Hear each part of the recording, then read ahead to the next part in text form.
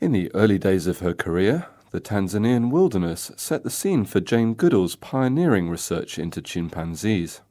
This would see her become the world's best-known primatologist.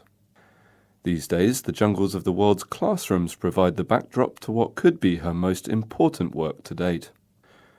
Through her Roots and Shoots initiative, Dr. Goodall is now devoting her life to raising awareness of our planet's plight. I have to give my traditional greeting for a very special reason. The greeting you would hear if you came with me to Gombe National Park. Hope to hear the chimpanzees greeting the morning.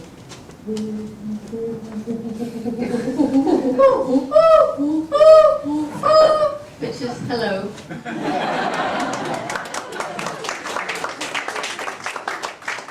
And I introduced that voice for a reason, because we tend to forget that on this planet we are not the only inhabitants, and we're not the only inhabitants who matter. Dr. Goodall believes schools are not doing enough to teach children about the environment. She would like to see parts of the Roots and Shoots program incorporated into Hong Kong's school curriculum. And a lot of psychologists have said that contact with nature is really essential for our healthy psychological development for children. So therefore, for Hong Kong, this is really important. And you're not in a difficult situation. As Alan says, the environment's there, I've been in it, it's beautiful. And all around your island there are these green places. So it's the mentality. If we can get teachers from our Roots and Shoots groups to take children increasingly out into nature, then the children are going to want their parents to take them out into nature too. And maybe the parents will start learning the beauty of nature again.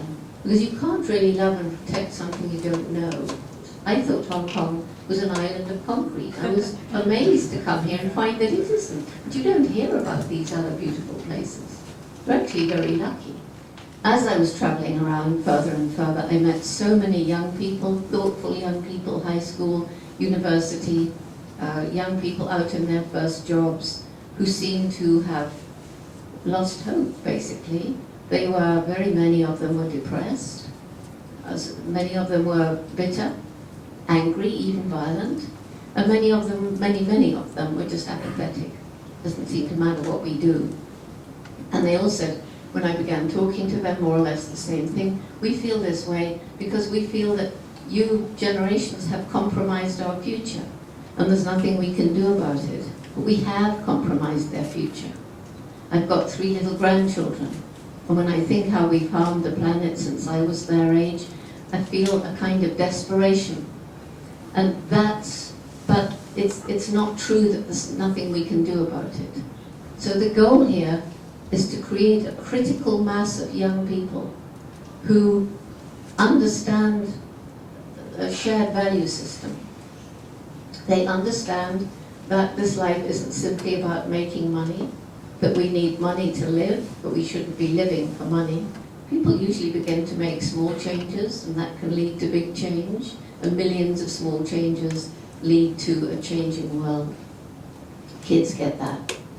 And so every group of young people chooses 3 different kinds of project to make the world a better place. They choose one that will help people, one that will help the environment, one that will help animals. It's a message of hope. Hundreds and thousands of young people, the Roots and the Shoots, can break through and make this a better world. It's what the young people are doing that gives me the energy, I think, to carry on traveling 300 days a year.